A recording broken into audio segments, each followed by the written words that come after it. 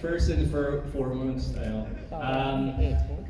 would like to thank, of course, Direk Brillante. Direk, thank you very much for this opportunity. Nakailang thank you na ako kay Direk, pero ano pa ba naman yung isa pa. Direk, thank you again for this opportunity to that you gave me to direct this first film. And I also want to acknowledge our production staff na nandito, Miss Chrisma, our producer, si Jao, one of our DOPs, and all the other staff. Thank you. Ang pinakamahirap, I think for me, na ginawa namin is yung magmukha talagang filmmakers ang cast. Because lalo si Eric sa si diba, Orius, yung characters nila. Because they really had the task na mag-film talaga. Josef really had to record all his shots, no? And si Ali, kailangan niya talaga mag-record ng sound. So I think yun ang pinakamahirap na ginawa namin dito sa film na to. Na magmukhang authentic ang cast sa pagiging filmmakers nila. What do you mean hindi sila? Dapat hindi sila magmukhang umaarte. Yes. No, and I think they pulled it off naman, no? Nagmukha naman talaga sila mga filmmakers. Oo, kasi tinatanong ko kung gaano. Started filming naman meron naman kaming guideline, no? Okay. May script, direct meron kayong wala kaming script because it's a Brillante Mendoza film pa rin naman. It's still created by Direk. So wala talagang script. But we had an outline naman of what we had to shoot and we based it on that. So hindi naman siya masyadong mahirap because of that, no? So we just shot everything that weekend. Ang dialogue lang din, spontaneous lang din. Based on what the scene is requiring. Okay. This movie, I guess just working without a script was very challenging and overwhelming. Good thing that I have good relationship with my castmates, so yung batuhan and everything felt very real, nagfo-flow siya. So that was a very interesting part for me in filming this. Hindi po sa akin, parang hindi ko kinahirapan sa dahil napakadaling magbato ko yung kahit hindi ko kinahirapan magbaduan kasi kaya naman yung DJ na kahit walang script.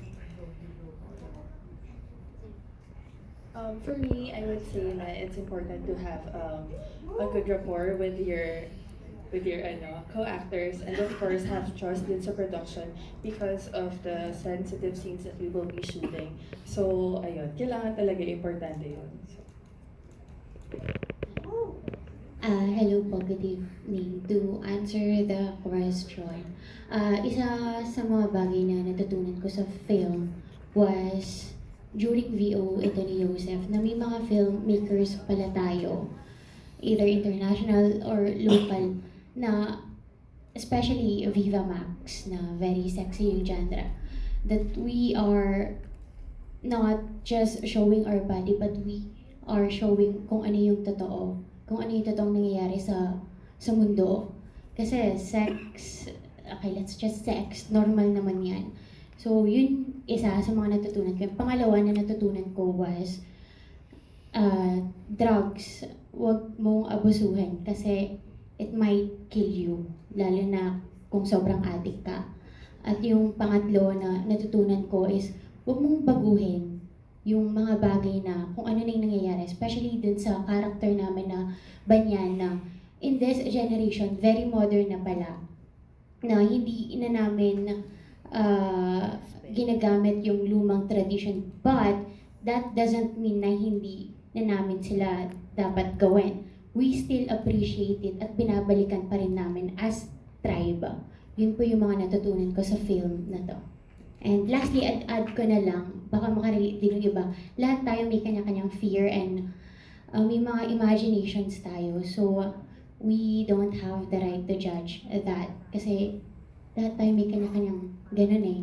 Diba? Fear and everything, hallucinations na kinakatakutan. Thank you.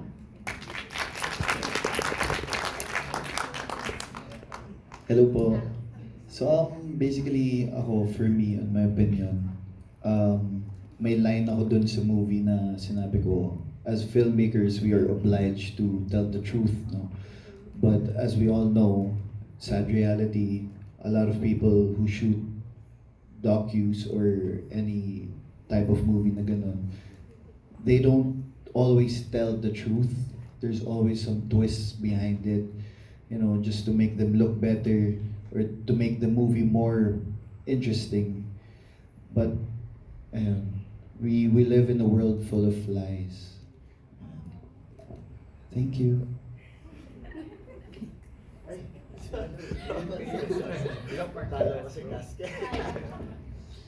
Para sa akin po, the most interesting part of the filmmaking process for this one was learning about creating films, because it's also something I'd like to dive into in the future, and this was kind of a first step for me to feel more involved with the process of making films, and yeah, very enjoyable one.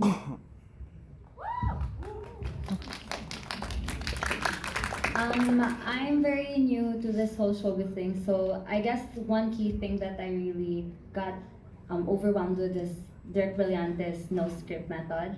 But one key lesson was to really have good rapport and chemistry with our castmates off cam, because it really shows on cam.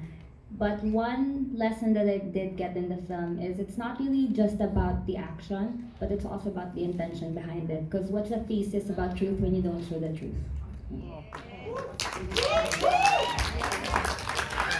Well po, siguro yung isang bagay na natutunan ko, especially dito sa film talaga, is appreciate kung sino yung mga nasa likod ng film talaga. Kasi ang hirap hindi siya ganun kadali. So sa lahat po ng mga films sa likod nun, na-appreciate po namin kayo, and thank you po.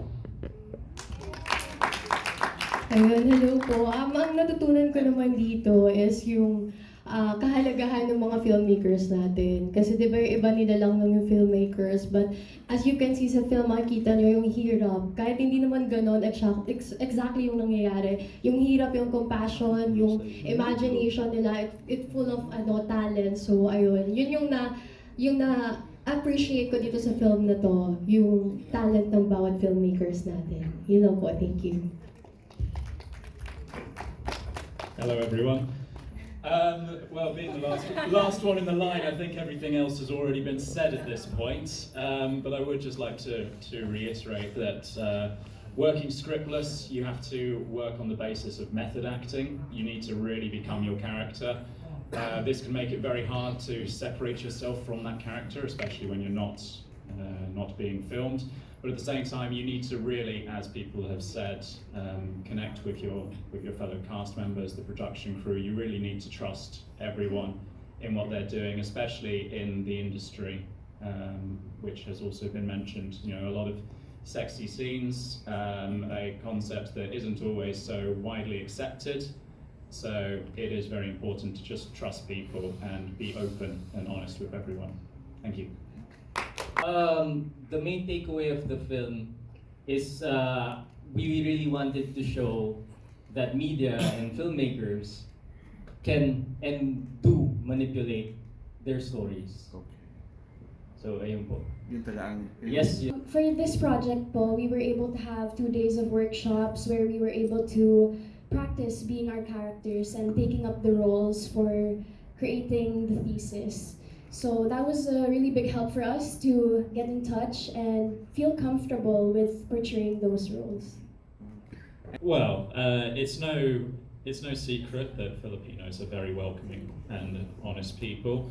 So I didn't at any point feel vulnerable or ostracized would be the word that I'd use, although my character throughout the movie becomes slowly more and more ostracized as time goes on, just feeling more and more like a foreigner in the Philippines. I don't understand what's going on. I don't understand what people are doing, what people are saying, the culture, the language. But the people that I've worked with on this movie have been just fantastic, a breath of fresh air, really. And I hope to work with them all again in the future. Okay. Thank you very much. Hello po, good evening. Thank you for that question. As I said naman po nung press ko nung Tubero premiere night, kahit anong role naman pong ibigay ni Viva, tiwala naman po ako sa kanila. And regarding this film, nauna po siyang na-shoot bago yung Tubero. So nauna lang pong naipalabas yung Tubero and then sumunod po itong Alapaap. And any role naman pong ibigay sa akin, I always give my best at na-appreciate ko lagi yung character na binibigay sa akin. Kasi as long as may kwento at markado naman po lahat ng character dito. Thank you!